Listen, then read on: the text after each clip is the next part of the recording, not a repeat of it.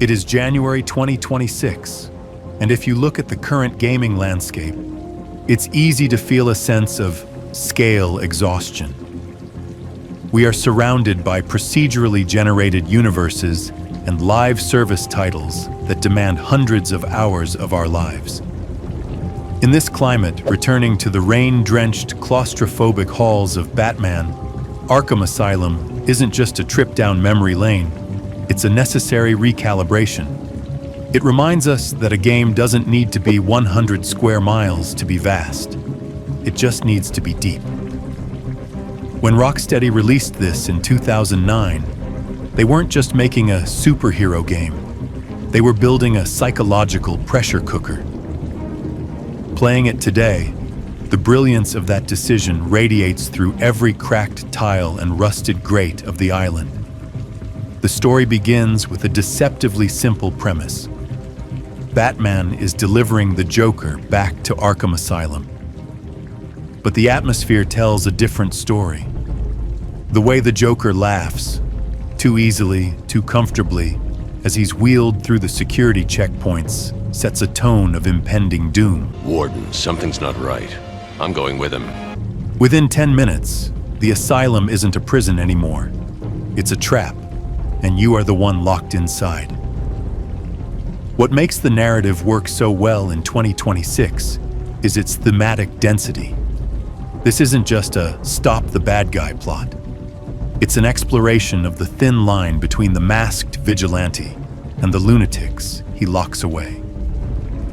Throughout the night, the Joker uses the asylum's intercom system to dismantle Batman's psyche, turning the entire island into a twisted stage for a variety show where the punchline is always death. The lore is woven into the very fabric of the environment. While modern games often bury their world building in tedious menus, Asylum invites you to find it. The patient interview tapes scattered throughout the wings are chilling. Hearing a pre-mutation Waylon Jones, Killer Croc, or the clinical, detached voice of Dr. Penelope Young as she descends into her own ethical madness provides a layer of detective work that feels earned. You aren't just reading text, you're eavesdropping on the history of a tragedy. In 2026, we've seen dozens of games try to copy the Arkham-style combat, but few have captured the weight of it. There is a specific tactile crunch to the combat here that remains unsurpassed. It's a rhythmic system that rewards patience over button mashing. When Batman connects a strike, you feel the momentum. When you counter a thug's pipe swing, the camera shifts just enough to emphasize the brutality of the redirection. But the real magic lies in how the gameplay evolves. You start the night as a formidable brawler, but as you unlock the explosive gel, the line launcher, and the ultra bat claw, you transform into an elemental force. The Predator encounters are where the game truly realizes the Batman fantasy. Perched on a stone gargoyle, looking down at a room full of armed, terrified henchmen, you realize that you aren't playing a stealth game. You're playing a horror game where you are the monster. Watching the enemy's heart rates rise in detective mode as you pick them off one by one, hanging them from the rafters or bursting through a floor grate, is a loop that never gets old. It's a game of psychological warfare. The map design of Arkham Island is a masterwork of Metroidvania architecture. It is a series of interconnected hubs: intensive treatment, the medical facility, the botanical gardens, that feel like distinct circles of hell. As you progress, the island changes.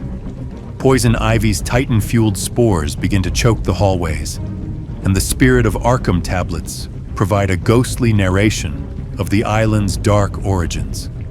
This sense of progression is physical. You'll see a breakable wall in the first hour that you can't bypass. And when you finally return 3 hours later with the explosive gel, that small victory of opening the path feels more rewarding than any level-up notification in a modern RPG. The boss encounters, specifically the Scarecrow sequences, are legendary for a reason. These segments break the third-person perspective, dragging Batman and the player into a 2.5D side-scrolling nightmare. They are a brilliant use of gameplay to represent a mental breakdown. They force you to hide from a giant, godlike personification of fear, turning the invincible Batman into a small, vulnerable child. It's a pacing masterstroke that prevents the combat-heavy middle act from feeling repetitive.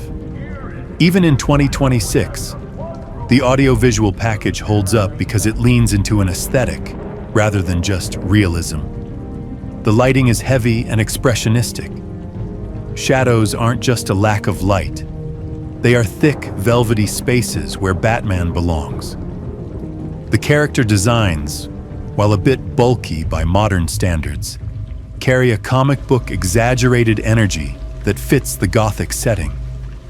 And then there is the voice acting. For many, Kevin Conroy and Mark Hamill are the definitive Batman and Joker. You wanted?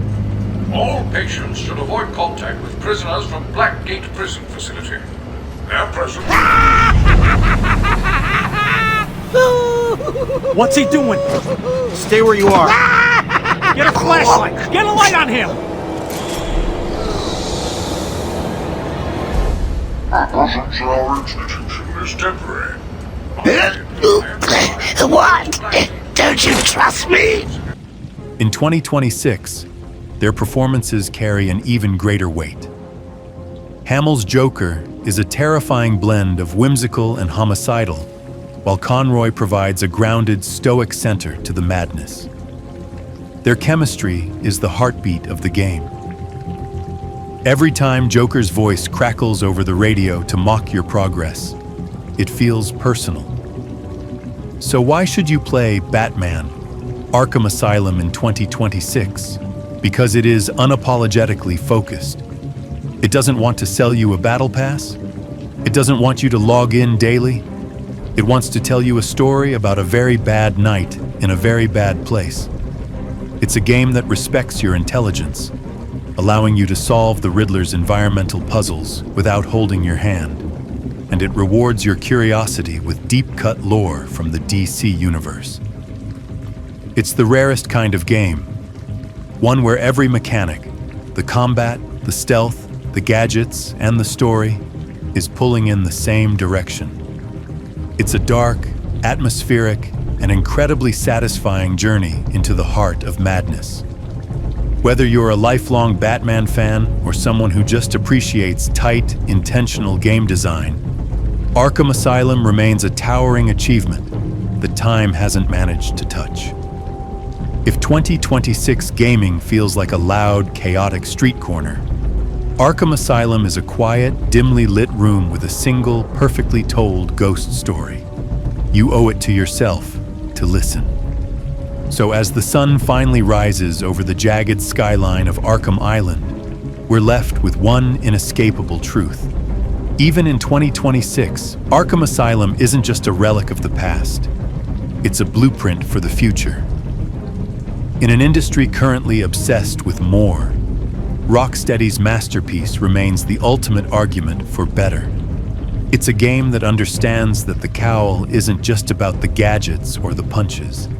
It's about the atmosphere, the psychological weight of the cowl, and the sheer, unfiltered terror of a night spent in the world's most dangerous house. Whether you're returning for the 10th time to hear the legendary performances of Conroy and Hamill, or you're stepping through those rusted gates for the very first time, Arkham still has the power to pull you in and never let go. But I want to hear from you guys. Where do you stand on the best Arkham game debate in 2026? Does the focused, gothic atmosphere of Asylum still beat out the massive open world of City or the technical wizardry of Night? Drop your thoughts in the comments below. I'll be down there dodging batarangs and reading through them. If you enjoyed this deep dive into the archives, make sure to hit that like button and subscribe to the channel. It really helps me keep the lights on here in the Batcave. Thanks for watching. I'll see you in the next one. That was unexpected. unexpected, wasn't it? Oh well, note to self, need stronger test subjects. Seeing as how I'm feeling generous, I'll give you this one for free. Knock me off, I dare you. End this. Pull the plug. Stop me once and for all.